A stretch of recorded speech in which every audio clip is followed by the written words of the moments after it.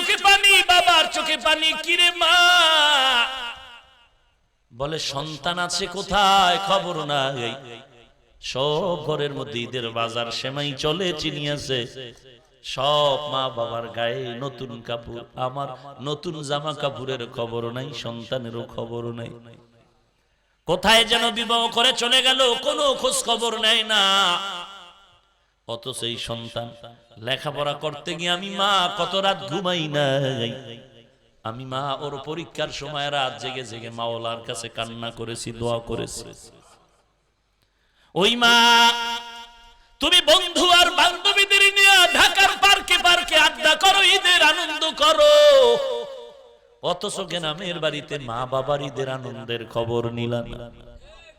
এরে যুবক, এখানে কত আল্লাহর বান্দা আছো, কত দূর থেকে সেখানে চাকরি করো, গার্মেন্টসে চাকরি করো, অনেকের মা নাই, অনেকের বাবা নাই, অন্ধকার কবর থেকে দোয়া চায়। তুমি একবারও মা বাবার জন্য দোয়া করতে পারলা না রে বাবা। ওরে এতিম সন্তান, মা বাবার জন্য কি একটু মায়া নাই? আজকে বন্ধু বান্ধবের পাল্লায় পরে মা বাবাকে ভুলে গেছো, বিরোধিতায় নেমে গেছো। ওরে নবীর উম্মতের দল, ঘামের হালাল টাকা দিয়া বাবার দরবারে কত কিছু দিলা, অথচ আপন মা বাবারে কিছুই দিতে চাইলা না। পিসাবের হাদিয়া দিতে কোনো হিসাব লাগে না, মা বাবারে দেওয়ার বেলায় এত হিসাব কেন? এরে নবীর উম্মতের দল, বৃদ্ধ বুড়া মানুষ ঢাকার শহরে রিক্সা চালায়, পেট্রোল দিতে পারে না।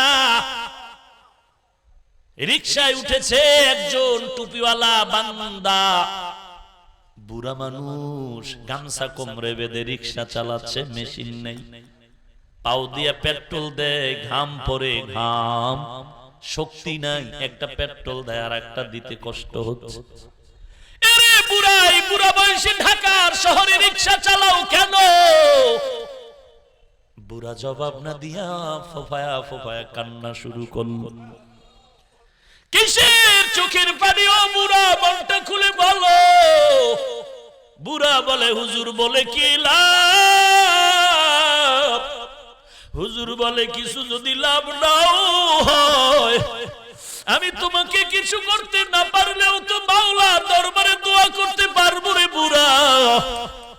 বুড়া বলে, হুজুর এবার শুনেন, আমাকে আল্লাহ মেয়ে দান করেছে, ছেলে দান করেছে, ছেলেটারে কষ্ট করে বড় বানাইলাম, কোন রকম বড় হয়ে লেখাপড়া কিছু করে বিয়া করে ঘর থেকে নেমে গেছে, মায়ের সাথে তর্ক লাগায়, খবর নাই কখন রোজার মাস গেল, কখন ঈদুল আজহা ঈদুল ফিতর গেল, খবর নেই।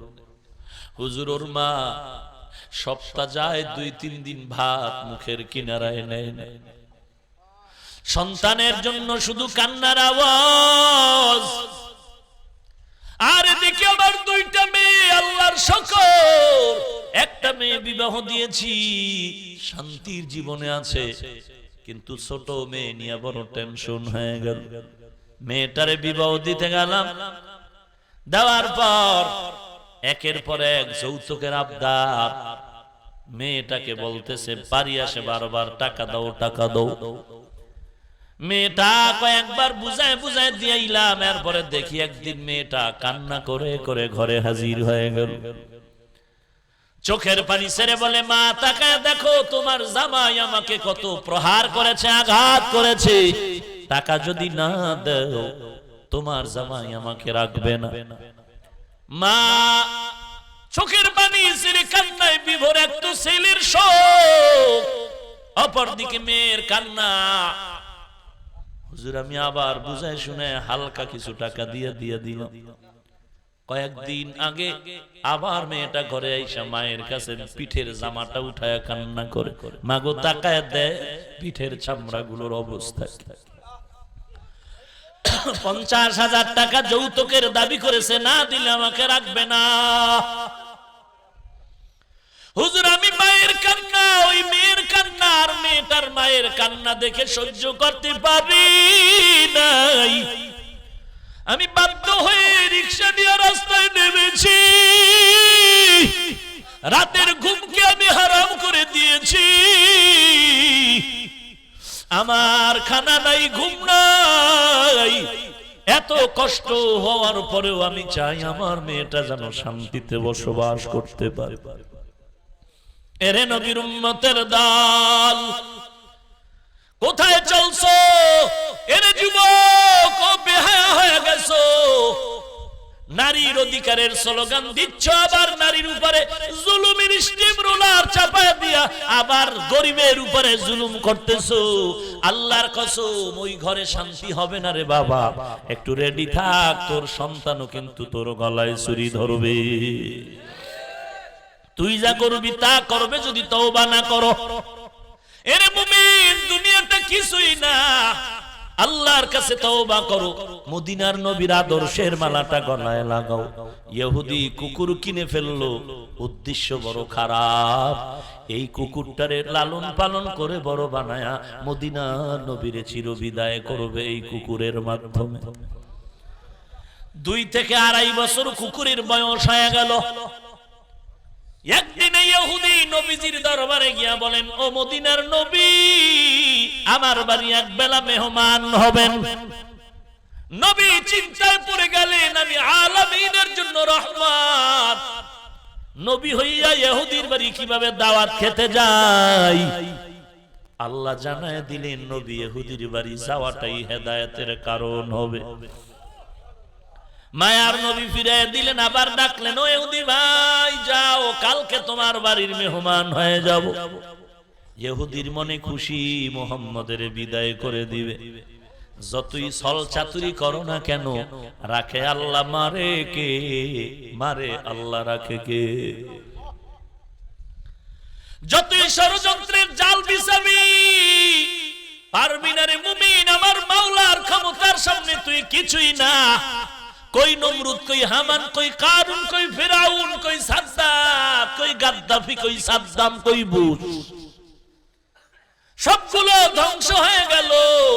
এদের থেকে বড় মাস্তান তুমি হতে পারো নাই। যতই ষড়যন্ত্র করো, মাদ্রাসা বন্ধ করে দিবা। কিয়ামত হবে, মাদ্রাসায় বন্ধ তোর দ্বারা সম্ভব না। বরং তুই যদি হাত বাড়ায় দাও, তোর হাতটা বাঁকা হয়ে যাবে। ইহুদির ষড়যন্ত্রের জাল বিছায়া নবীর দাওয়াত দিল, মেরে ফেলবে। বাঁচানের মালিক কে? আল্লাহ আজরাইল না পাঠাইলে বাঁচার মারার কোনো সুযোগ নাই। নবীজি পরের দিন ইহুদির বাড়ি হাজির হয়ে গেলেন দাওয়াত খাওয়ার জন্য। ইহুদির ঘরে নবী গিয়া বসলেন।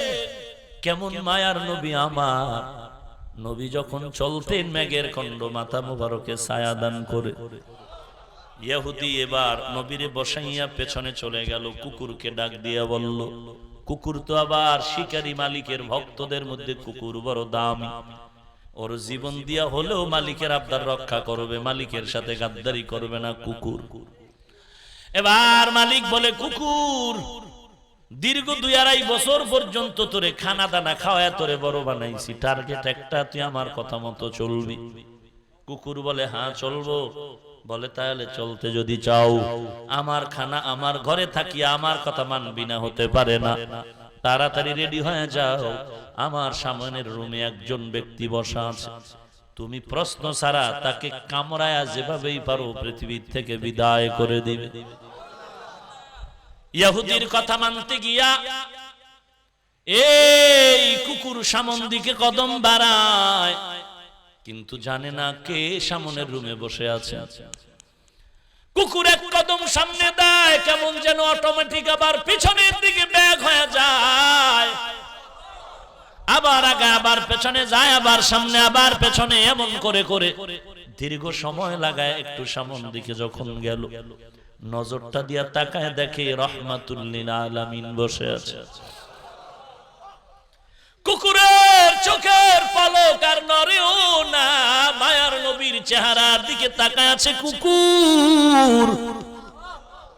কুকুর নবীজির চেহারা মোবারকের দিকে তাকায়, একেবারে বিনয়ীর মতো তাকায়, আবার পেছনে ব্যাক করে চলে গেল। মালিক আবার ধমকায় বলে, কি ব্যাপার, দায়িত্ব পালন কেন করনি, জলদি আবার যাও। আবার জোর করে পাঠায় দিল। আবার কুকুর এসে রাহমাতুল লিল আলামিনের চেহারা মোবারক দেখে থেমে গেল, কারণ এই ব্যক্তির চেহারাই প্রমাণে মানুষের দুশমন হতে পারে না। রাহমাতুল লিল আলামিন কুকুর আবারও ব্যাক করে চলে গেল। শেষবার এবার কুকুরের উপরে মালিক হাতির লাঠি নিয়ে আঘাত করা শুরু করলো। আমার দায়িত্ব দেওয়া পালন করতেই হবে। কুকুর মার খাওয়ার পরে এবার আল্লাহর কুদরতে কুকুরের জবান খুলে গেল। চিল্লা কইরে, মালিক তুমি আমাকে লালন পালন করে খানা দানা দিয়ে বড় করেছো, তবে তোমার কথা আমি মানতে পারি, তবে জুলুম করতে আমি পারবো না রে মালিক। তুমি জানো কার ব্যাপারে কি বলছো? তিনি রাহমাতুল লিল আলামিন, তিনি গোটা জগতের জন্য রহমত। এত কারো দুশমন হতে পারে না। কুকুর এক পর্যায়ে রেগে গেল, বলে যদি বেশি আমার উপরে জুলুম করো, আমি উল্টা তোমার উপরে অ্যাকশন নিতে রেডি হয়ে যাব। এরে নবীর উম্মতের দল, পরিশেষ এই কুকুরের চেঁচামেচির কারণে ওর জ্ঞান ফিরে গেল। আমি তো বড়ই খারাপের পথে যাচ্ছি। আমার একটা কুকুর যদি অভোলা রাহমাতুল লিল আলামিনকে চিনতে পারে, আমি মানুষ হয়ে কেন পারবো না? রাসূলের দরবারে গিয়ে ক্ষমা চাইলে আর কালেমার পতাকা মাথায় নিয়ে নিলেন। এরে নবীর উম্মতের দল, যেই নবীর শরীর মুবারকে মশা মাছি পড়া হারাম, আজকে আবার ওই নবীর যেই বেঈমানেরা গালি দেয়, আবার যেই আশিকে রাসূল তুমি নবীর সুন্নতের জবাই করো। বিবাহের মধ্যে সুন্নত নাই, বসার ভেতরে দাঁড়ানোর মধ্যে, ঘুমের মধ্যে সুন্নত নাই। কয়দিন আর বাহাদুরি করো মা, মোনাজাতে বলো আল্লাহর নবীর সুপারিশ দান করিও। নবীর সুন্নতের জবাই করলে সুপারিশ নসিবে আসবে না রে বাবা। আল্লাহর কাছে তওবা করো পর্দার আড়ালের মা। ও বৃদ্ধ বাবাজি, ও যুবক, গুনাহ করে জীবনটারে নাপাক করেছি, আল্লাহর কাছে তওবা করো। আল্লাহ, আমি নবীর একজন উম্মত, তোমার গোলাম, জীবনে গুনাহ করে করে নাপাক করেছি। আমার জিন্দেগি গুনার কারণে আমার হাত নাপাক, আমার চোখ নাপাক, আমার জিহ্বা নাপাক, আমার অন্তর নাপাক। আমার মতো যুবক এক ওয়াক্ত নামাজও বাদ দেয় না, অথচ আমি আজান শুনে নামাজ পড়ি না। কয়দিন আর বাহাদুরি করব? এ যুবক, এই জীবনে দেখলাম খেলার মাঠে আমার কত বন্ধুরা ছিল, আজকে অনেকে নাই। লেখাপড়ার টেবিলে আমার কত আপন বন্ধু ছিল, দুইজনে এক বিছানায় ঘুমাইতাম, খানা আনতাম, দুইজনে ভাগ করে খানা খাইতাম। কল্পনাও করি নাই যে বান্দা চলে যাবে। একত্রে চলাফেরা, এত মোহাব্বত। আমার ছাত্র ভাই, লেখাপড়ার জীবনের পরম বন্ধু। ক্লাসের ভেতরে হয়তো আমি এক, ওই ভাই দুই, অথবা ওই ভাই এক হতো, আমি দুই হতাম। মোটামুটি লেখাপড়ার জিন্দেগি শেষ। দাওয়াত ও তাবলীগে সময় লাগালেন, মাদ্রাসায় কিতাবাদি পড়ালেন। বয়সে আমরা সমবয়সী, হঠাৎ করে শুনলাম আল্লাহর বান্দা চলে গেল। ইয়েতিম বাচ্চাগুলো ছোট ছোট রেখে চলে গেল। ওদের দিয়ে তাকাইলে সহ্য করা যায় না রে মুমিন ভাই। এ যুবক, একটু চোখ দুটো বন্ধ করে দেখ, তুই মনে হয় যেন দিন দিন এতিমের মতো হয়ে যাইতেছিস। ডানে অনেক নাই, বামে তাকায় দেখ, অনেক আপনজন নাই। এমন কোন দিন নাই যুবকের লাশের খবর নাই, ঘুমের ঘরে লাশের খবর, কান্নার আওয়াজ।